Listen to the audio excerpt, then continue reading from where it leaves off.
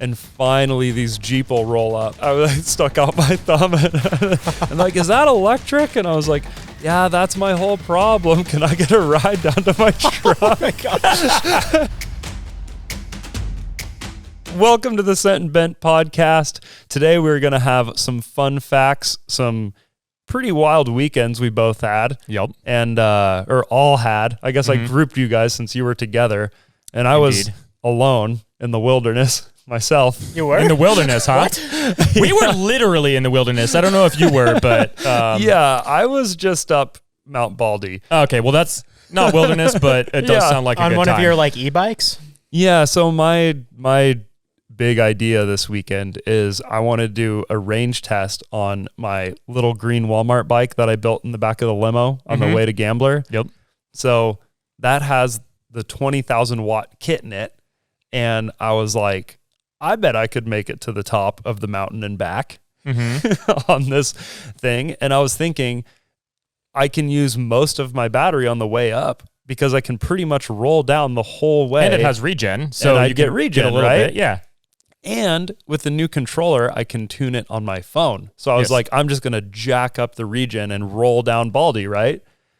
Makes sense. I'm guessing it didn't go as planned based on your tone of voice. Yeah. So I left at like 4:30, and I have plenty of time before it gets dark, you know? Yeah. And so I'm cruising, having a great time, doing wheelies, like just mobbing. So being generally very conservative with your battery. Yeah. Doing wheelies. Exactly. And so I stopped to check my phone to see how many miles I've gone versus how much battery I have left. Right. And I'm kind of, right when the road breaks away and you can see like the lake and the mountains, like there's that gravel washout that we stopped at the Power Wheels camper trip. The big, Yeah, so I get there, which is more than halfway, I'd say. Oh yeah, way more than halfway. Yeah. So I get there and there's all these berry bushes and stuff, and I hear some rustling. And I'm like, oh yeah, I forgot, like the bears are probably out here eating berries and stuff. Like, yeah. And I was like, oh, well, as long as I don't run out of battery, like I can get away from a bear, and so I get close to the top where there's that last cut of the switchback where you can do that steep hill climb. And I was like, I still have like 40% battery and I'm going to regen all the way down. I got this hill climb. And so I do the hill climb, and at the top of the hill climb, pretty much dead battery, like 2 switchbacks from the summit. Yeah. And I was like, dang it. I was going to do the responsible thing and turn around, but I was like, I'm going to get so much regen on the way down. I can just go to 0. Even if I need to walk like a mile or 2, it's no big deal, right? And so I go all the way up to the top. Like where the towers are, the radio towers and stuff? Yeah. Okay. And even then, I get one little switchback from the radio towers. And completely dead. Yes. And I was like, dang it, you couldn't get closer. Also, I'm guessing once it's that dead, you probably can't regen because it shuts itself off, or? No, as long as it has enough to like be on, even if it won't power, it'll still regen. Okay, good. That's good. Yeah. But I had the biggest thought failure of all time because I'm at the top. I go on my phone, turn up regen. I'm all excited. I'm like, this is going to be so much fun. It's probably like half an hour from being totally dark, right? I start rolling down and I hear the free spool click of my hub. You know how my hub isn't welded? It's like a bicycle. Oh. So I don't have any regen. Oh, no. And I didn't, because all the way up, I was like I even thought in my head, I'm like, oh, I'm glad that I didn't weld this hub because I kind of like the coasting effect when you let off the throttle, because on a bike that small, when you let off the throttle, if it leans forward at all, it kind of messes up your traction. It kind of feels like you're just going to endo. Exactly. It's like you hit the front brake a little bit, even though you didn't. Right. And so I was thinking that the way up while I was thinking about how reliant my afternoon was going to be on regen. And then I'm like, well, I guess I can like pretty much roll down. No, it's not steep It's enough not to that steep. just roll. Well, and except, that's so full of rocks, it probably just ruined all your momentum. yeah. Yeah. Especially those little tiny tires. Yeah. And so I push and I just don't see. And this was Saturday night. And I was like, there's got to be some hunters out here, someone to get a ride from, just I cut the switchbacks that I can because it's like straight down. So I did roll like the first couple miles, and then I pushed for a couple miles with like little sections I could roll where I was pushing it like a scooter. Yep. And then I get to the place where I thought I might have heard a bear earlier, and I was like, I am such an idiot.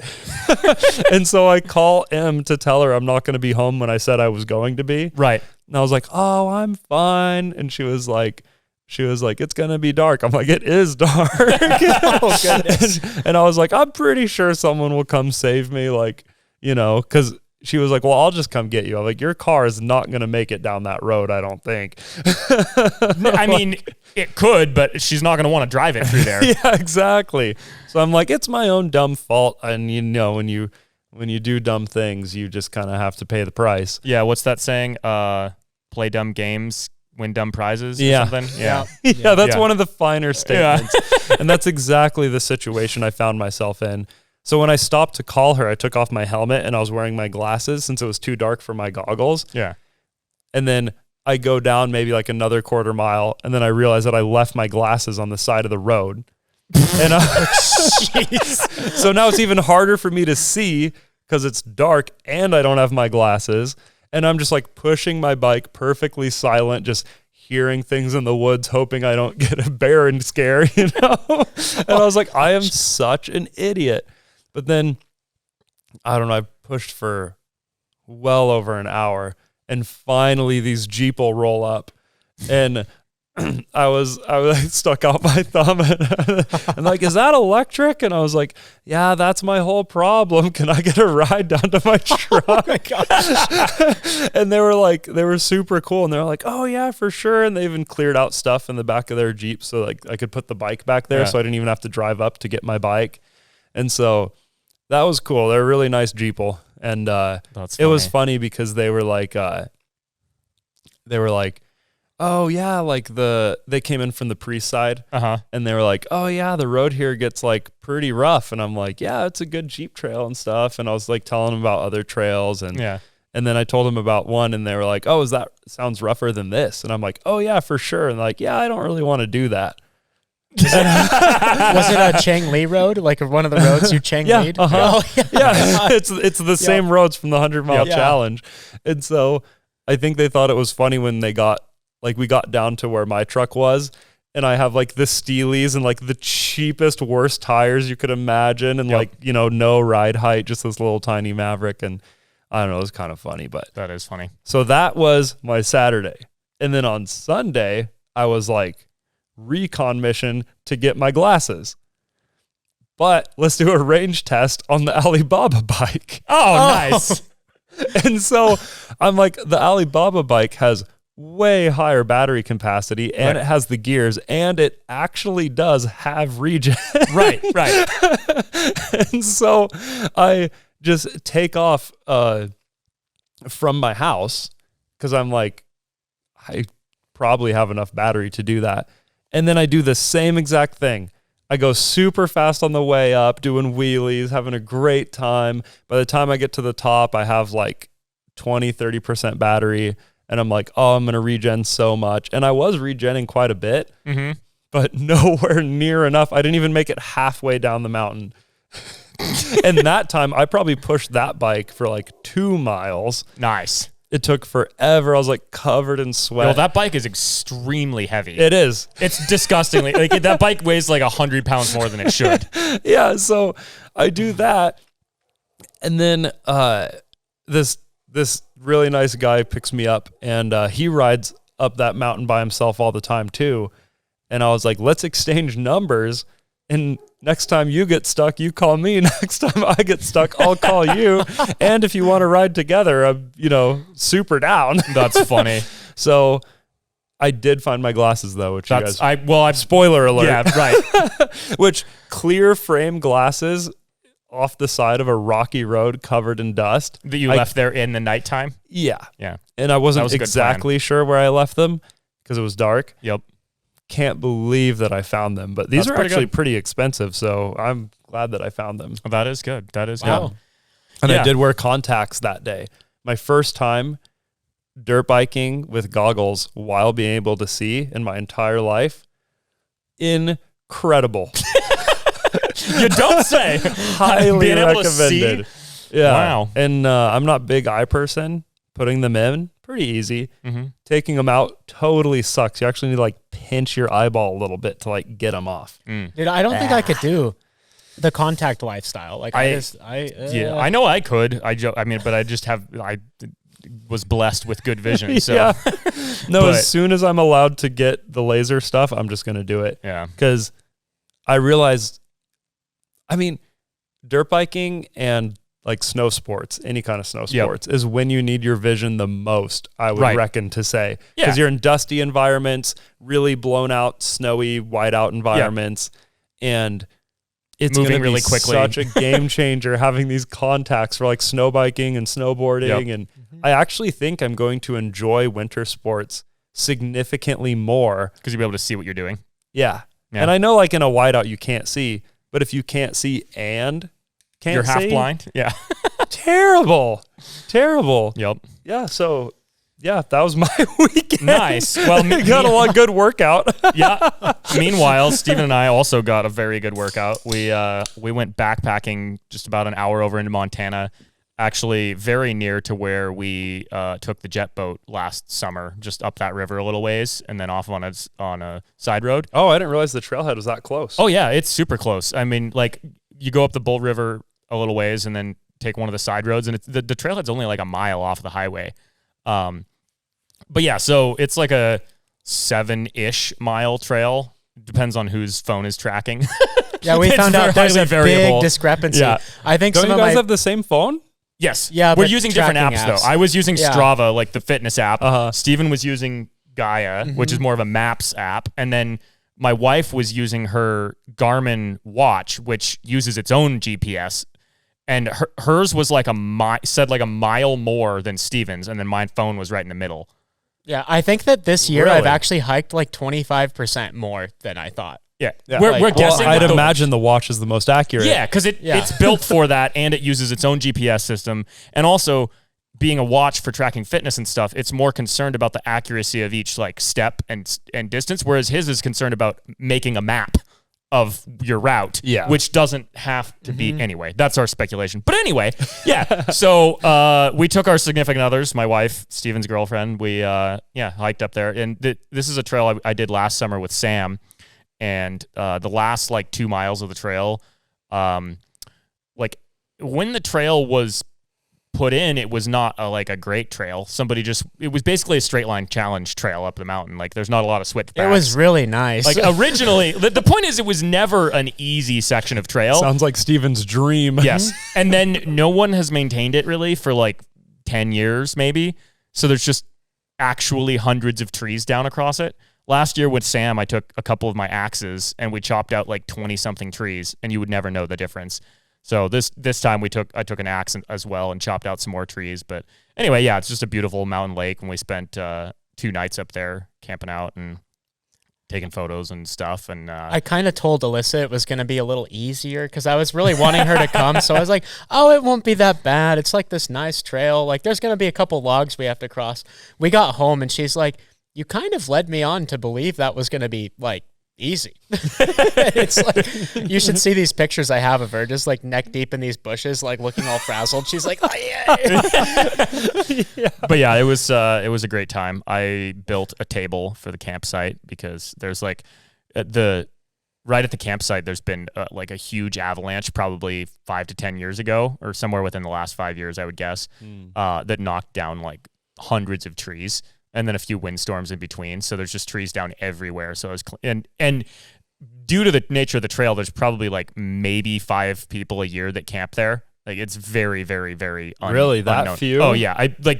It's I mean, yeah, probably five groups of people at most would be my guess. Yeah, there's like no there's human evidence. Like even the trails around the lake, which would normally be like completely pretty well packed in. Yeah. Like they're still grassy. Yeah, like it's like waist deep grass. That's cool. Yeah. That's super cool. Yeah. And that's why I like that place so much. But anyway, yeah. So yeah, Ethan I was gets there. clearing a bunch of logs and stuff around camp and chopping firewood. And then I built a table with because the whole area there is slate instead of granite. Like the mountains closer to home here are all granite.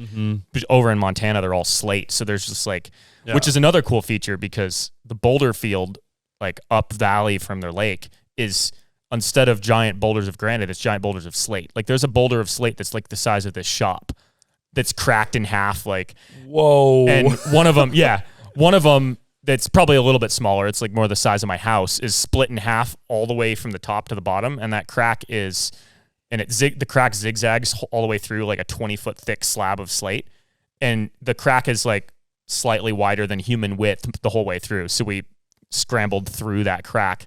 Yeah, Ethan's like, follow me up here. And he's like climbing straight up this like chimney feature and just like disappears into it. And I was like, oh, that looks interesting. Then I got in there. I was like, oh, this is like actually like climbing a little bit. Yeah, it's not really like super technical, but yeah, that's awesome. Yeah. It wasn't easy though either. No, yeah, it was that was super fun. But it was hilarious because we get to the lake and all of us are pretty tired. We'd had heavy packs. It was kind of a long, pretty swindly journey.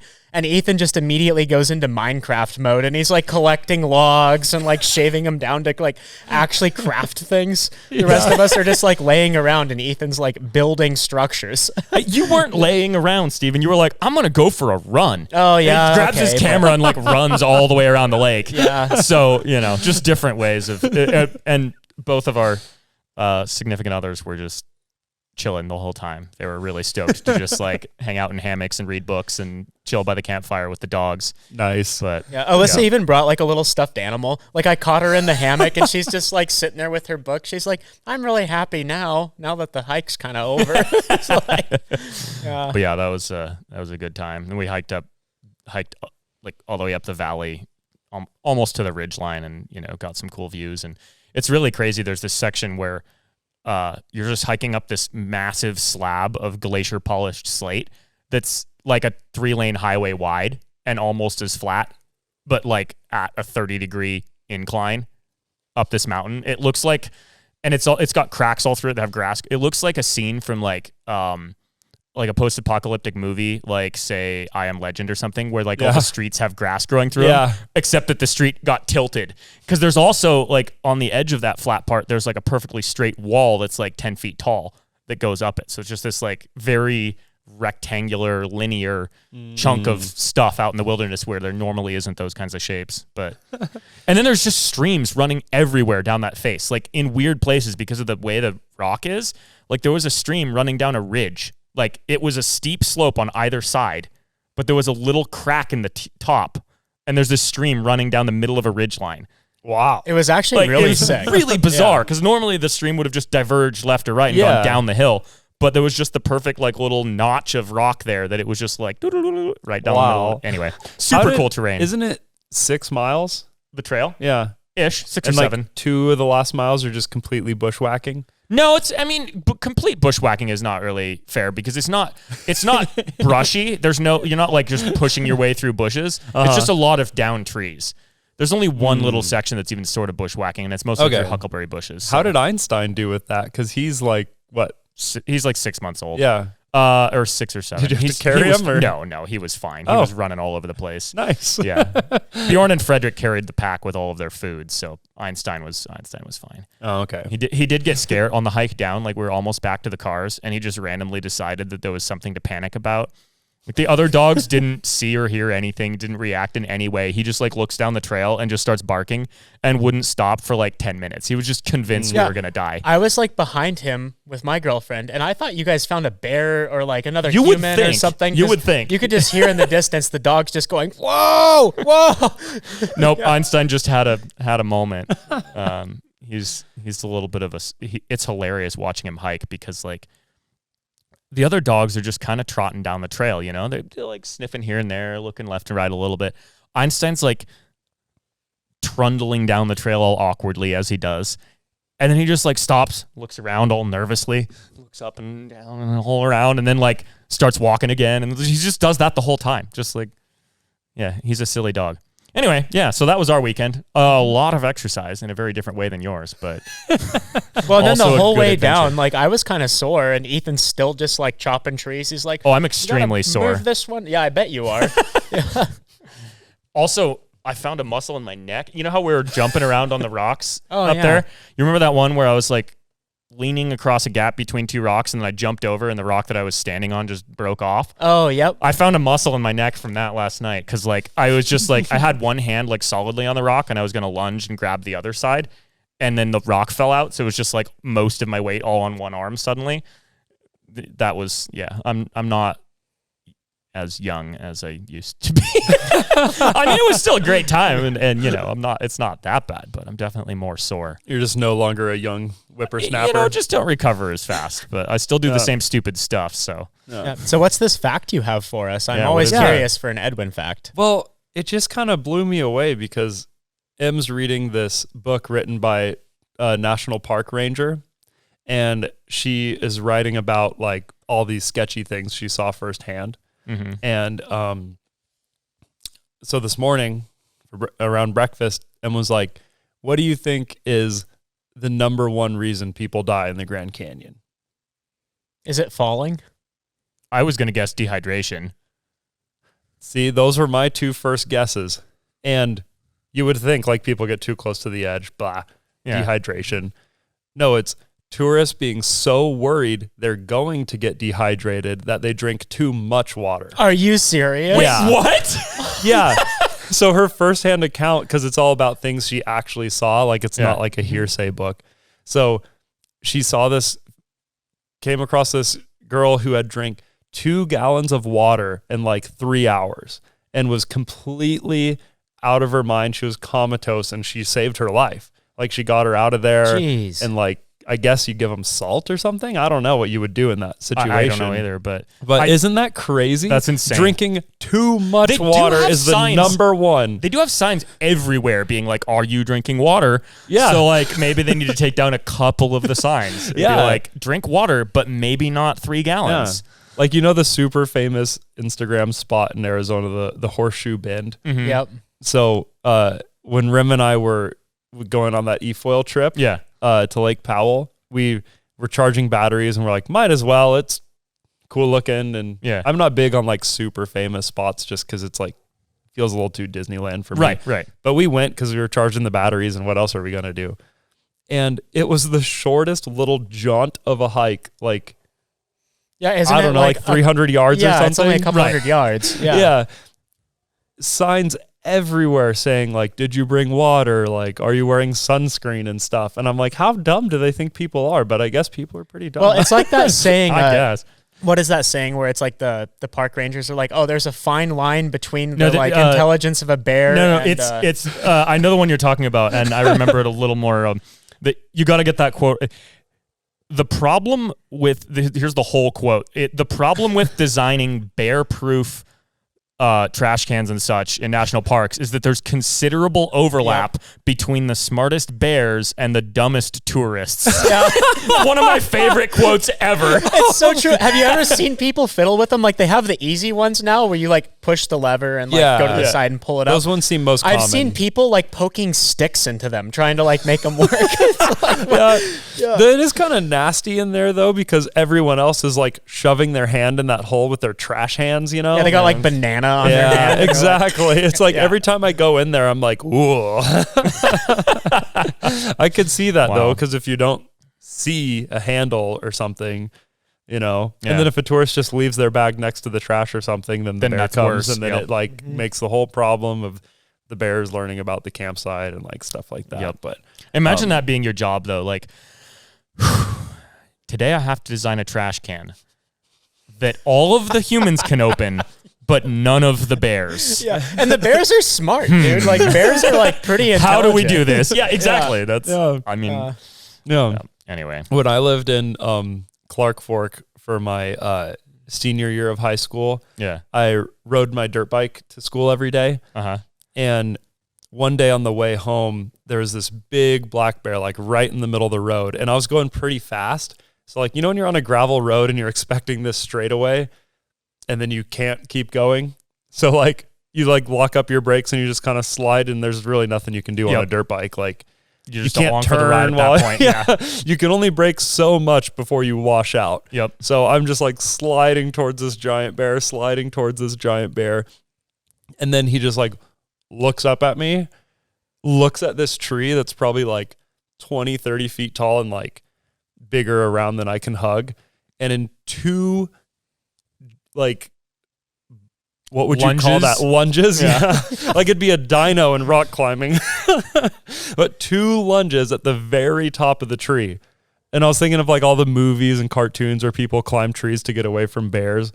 Yeah, right, dude. Like this thing, only like, if that bear is very unmotivated is that gonna work. Like 2 lunges, just bam, bam. Like he got like well over 8 foot of elevation per lunge. And he was like big and husky. Like you wouldn't think they could just rip like that, but man, can they ever. No, bears are pretty agile actually. Like They they look like big fat, like, Teddy bears. Yeah, but they can, when they want to go, they can go. Yep. We didn't see any bears. We did see a lot of bear poop full of huckleberries because there was tons of huckleberries up there, but it was all fairly not fresh bear poop. It was kind of, Well, I think with those little dogs swindling about. Yeah, too, we weren't too worried about it. There's a lot of, yeah, 3 dogs barking around, 4 people, Yeah, bears don't like dogs. Not so much. Yeah, for sure. Another thing I'd written down that I think the people would be curious about is, Ethan, your general take now that Cybertrucks have been out for a while and people know things.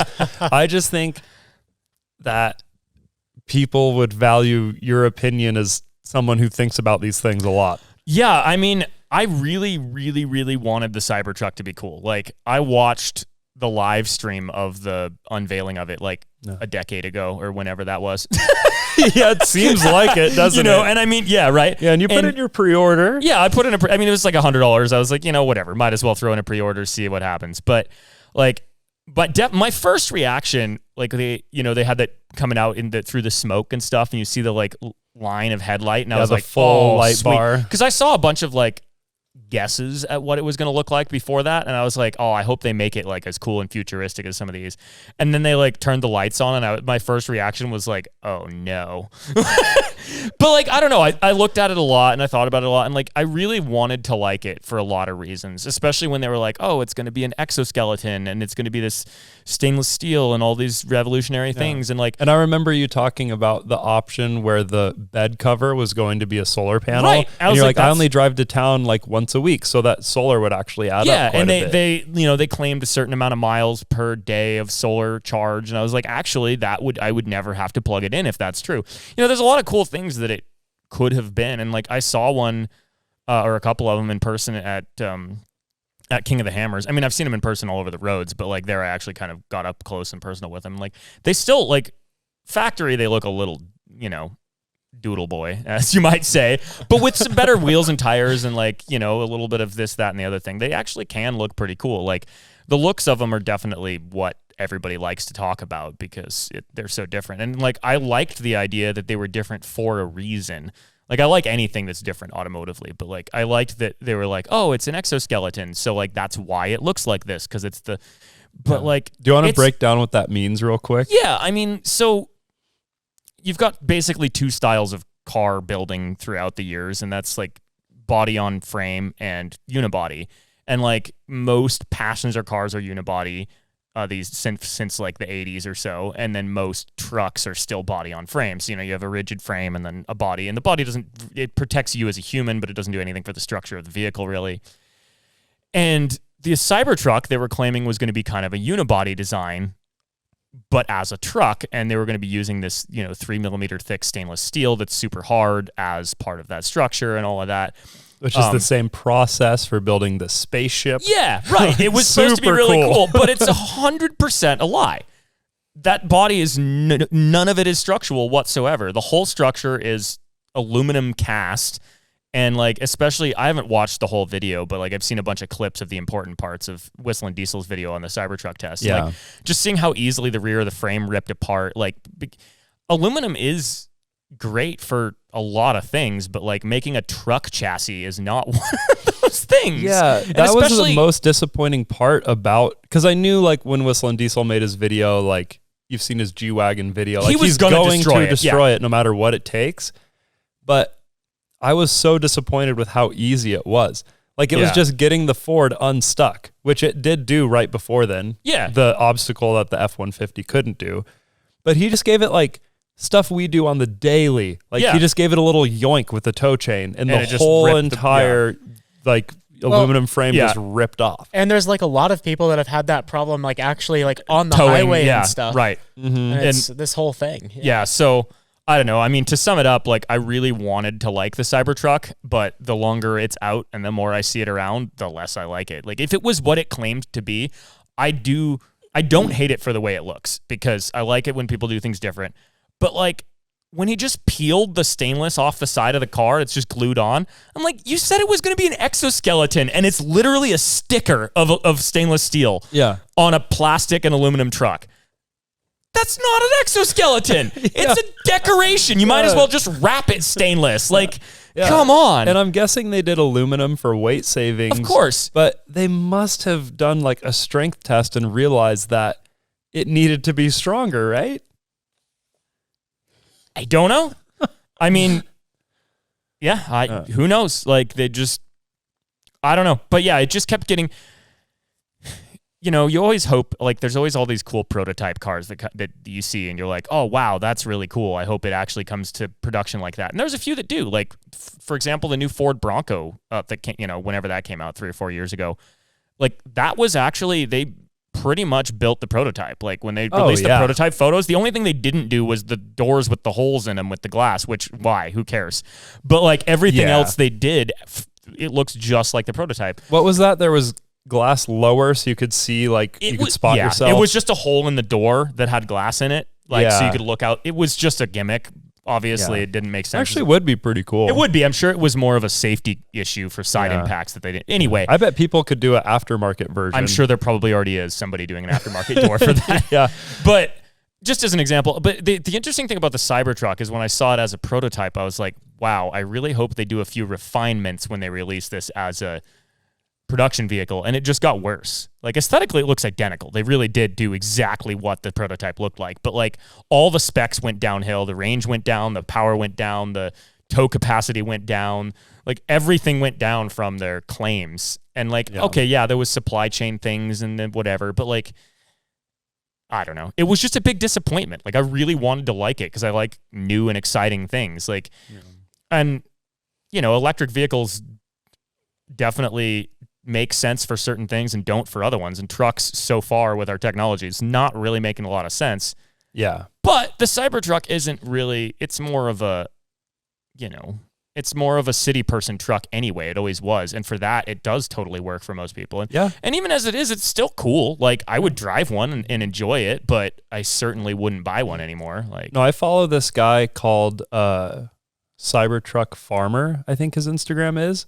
And he shows him actually using his Cybertruck on a farm. Right. And it's super cool because like if his tractor breaks down or whatever, he backs up the Cybertruck, plugs in his welder, straight out has it on the tailgate, welds, doesn't use like any battery because the battery's so massive. It is, yeah. And so I'm like, okay, for that, it makes so much sense. And then you don't have another diesel engine you have to maintain and like a generator.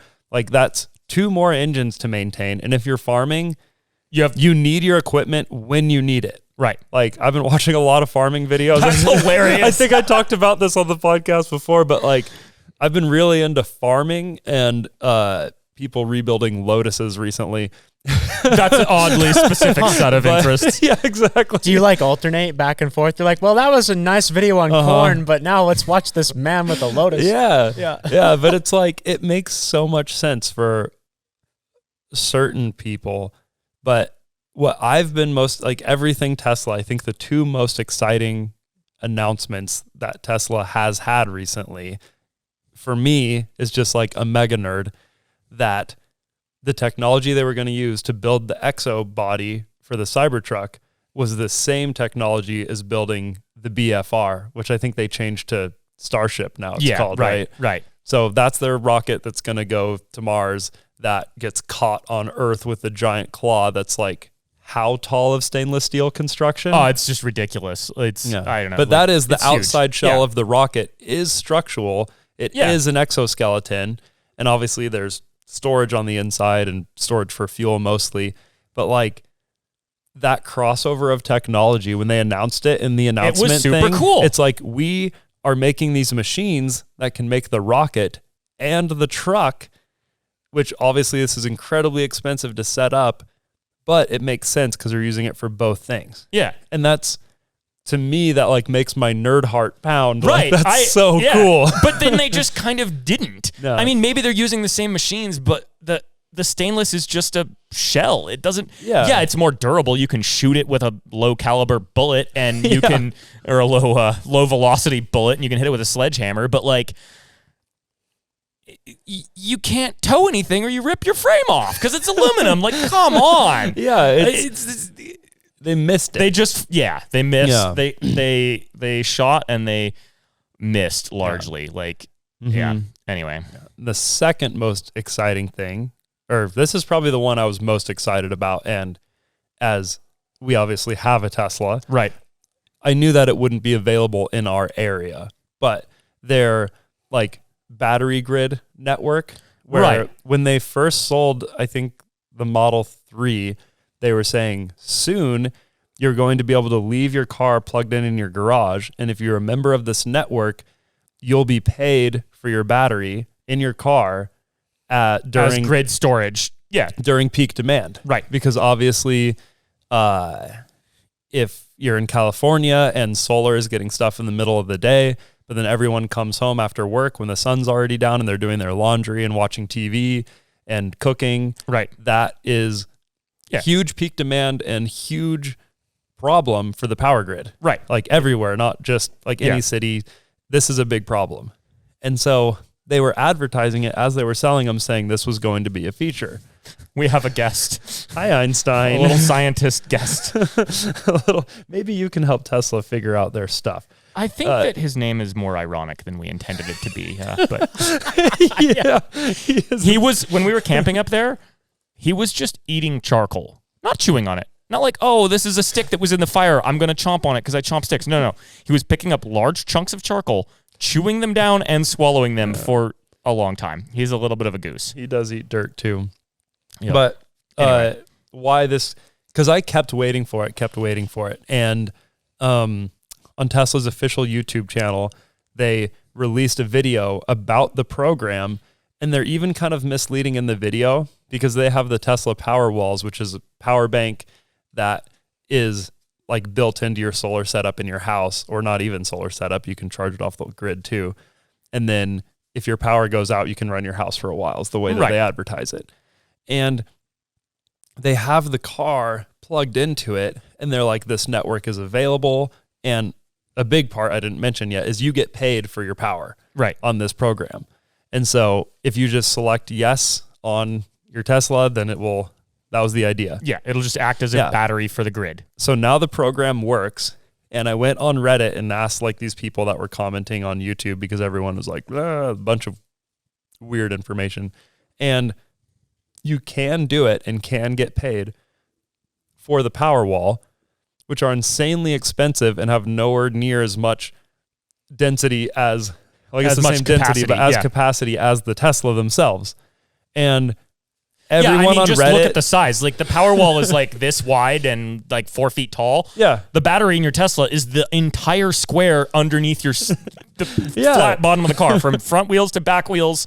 The whole bottom of the car, like 6 inches thick, is your battery. So it's like 4 times the volume of the Powerwall. Yeah, so on Reddit at least, these are claimed people who work at Tesla, and they're like, there's no intention for this program to be available for the actual car. It's only for the Powerwall. Yeah, and so it's like, that to me was like the coolest thing. I'm like, we have all these high storage batteries that get used maybe a few times a week or never really at peak demand because you're at home cooking with your family and whatever. Yeah, and then it can charge back up in the middle of the night when there is very, very low demand. And when in cities like around here, that wouldn't really matter, but in cities like anywhere in California, you're paying more for your power on peak demand as well, which they can do scheduled charging. Yeah, and charge, for sure. But like you could discharge during peak demand, get paid that peak premium, and then recharge after the demand. Yeah, and reduce the cost of vehicle ownership. And then it's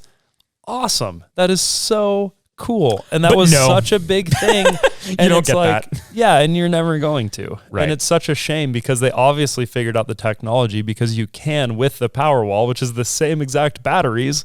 Right. So it's like, come on, guys. Yeah. Like, They've been misleading about a lot of things like that, I feel like. yeah. Yeah, and it's a great concept, and I get that there's probably safety concerns or bureaucracy or whatever. Yeah. There's always something. But it's like, then don't advertise it as something that is going to happen, because the Model 3 came out how many years ago? Have they been talking about this? I don't know. I mean, I saw the video. At least 5 years ago or something. Yeah, the video had been out for 20 minutes. I freaked out because I'm not on Twitter or anything, so that would be like the first place they probably announced this working finally. But freaked out, clicked on the YouTube video. I was like, heck yeah. And I was just going to search if it's available in Idaho, because I just plug the Tesla in and we'd do it, you know? That'd be great. But except our Tesla is always dead because it just drains itself during the day. Yeah. All the time. Exactly. Oh, so gosh. Yeah. I don't know. Those are the two biggest letdowns for me. For sure. Like, yep. It's in waiting this long for it to come around, and then still it not even happening after the wait. Yeah. Well, like, the same thing with the Cybertruck. Like, we waited so many years for it to be done, and then it was just less in every capacity than what they said it was going to be. Like, if we waited an extra couple of years and they were like, okay, but we made it even better, that'd be one thing. Or like, if whatever, but freaking waiting 4 years for a truck that's just way worse than what they said it was going to be. Yeah. Like, even just by their own metrics, not even counting all the like, oh, the frame breaks off and this, that, and the other thing. Like the actual problems, just the specifications on range, power, towing capacity are so much worse than what they said it was going to be. It's like, come on. Yeah. Or their videos of like, it's faster than a Porsche while towing a Porsche. Yeah. If you only measure the first like 100 feet, and if you do this, that, like, it's just like, I mean, I get advertising is advertising, and you know, it's not always true, but and still, at least that one was real. Like, they did actually film it, and they were actually going that fast. They just didn't say how far the distance was. Yeah, right. Like, it's still better than, was it Nikola that was showing their truck going downhill? Oh, yeah, that was amazing. That was great, yeah. They just gravity rolled this truck down a hill, and they're like, look, we have a functional prototype. Meanwhile, their stock price was just shooting up. Everyone was like, wow, this is amazing. Yeah, that was funny. Yeah, it's when it's too good to be true, it's normally not true. There is that. Yeah, Steven experienced that with a motorcycle. He got real excited about last week. He was like, dude, I found this Indian Scout that's wrecked for like $2,000. Oh, I was like, I was that's so pretty pumped. cool. And he's like, yeah, oh, it's already sold. And then he was like, oh, the lady messaged me back and she said that the guy showed up and didn't have any money. So like, he's like, I might buy this. And I was like, oh, that's cool. Let me see some pictures. And he's like, here's just the listing. And I was like, oh, that's really low quality picture. Like, I was like, I asked for more pictures. It doesn't look great. And she delivered, and I was like, I don't want this anymore. Actually, she reached out to me again. We get out of the mountains. She's like, I've had 7 people show up, and none of them had money. And I'm like, the frame is broken in half. Like, the bike is just, it's an aluminum chassis bike, and it's just cracked in half. The engine's sitting on the ground. And like, yeah, it's a 2020. It's a 2020 with low miles, right? But like, it's... and the bottom of the engine is in unknown condition from being cracked in half. I don't even know how you do that. I think she specifically didn't send me pictures of how damaged it was because I said I would show up with cash. But now I'm like, no, if 7 people have gone to look at it. So yeah, it's anyway. Yeah, that's didn't show up with money, as saw the damage and was like, no way. You don't get to look at my money. You need it. And I mean, to be fair, if what you needed was parts, or you wanted to part it out, or you just wanted the engine, like, yeah, it's still a good deal, but as a rebuildable bike. Yeah. Well, I thought it'd make a good like chopper project, but I think I'd literally be better off like not starting with that. Yeah. You'd be better off with almost anything else. Yeah. I don't know, what is it, like a $10,000-$15,000 bike new? probably. It's more than that Or, new, I think, because like- like I see those used go for like 12 to 14. Okay, still so with- it's like an yeah. $18,000 So yeah, bike. it is a nice bike, but But it's not. It's half of one. yeah. Well, at first, like the first glance on that listing, it looked quality. I was like, oh well, if the engine and stuff is still fine, this is worth it. Yep. Like I don't know what you could get out of just that engine, but Who knows? I mean, any newish bike engine, you know, is probably going to go for $2,000 to $4,000 if it's like in good. Yeah. But even that was clearly, if nothing else, cosmetically damaged. So yep, yeah. No, it wasn't as pretty as it could have been. anyway, Yeah. lessons on if it's too good to be true, it's probably not true. Yeah. That can be the wise words of this Words of this podcast. Yeah. Yeah, if it's too good to be true, it probably is. Also, Yeah. make sure you bring all your food camping. That's Oh, yeah. Did you not? No, well, okay, we had some miscommunications between me and my girlfriend, and I took out a bunch of food that I thought she had in her pack, and it was this whole thing, and then, yeah. You ended up hungry. No, they had enough. We food, had but they enough, ate but it all. was actually the first time in like years where I've actually eaten everything. Like I was digging through, finding little like spare candies and Skittles and stuff out of my pack. Like, yeah, it needed to happen. Yeah. Yeah. Nice. Well, I think that's a good place to end the podcast. Yeah. That's solid. Seems, yeah. Sweet. We'll see you guys next week.